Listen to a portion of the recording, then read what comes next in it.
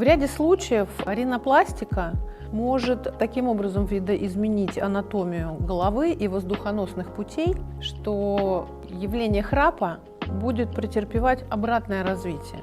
Но заявлять о том, что именно ринопластика лечит храп, мы не имеем права. Поэтому храпом занимаются специализированные клиники, специализированные специалисты, если так можно сказать, которые иногда привлекают ринопластов для комбинированного воздействия на пациента.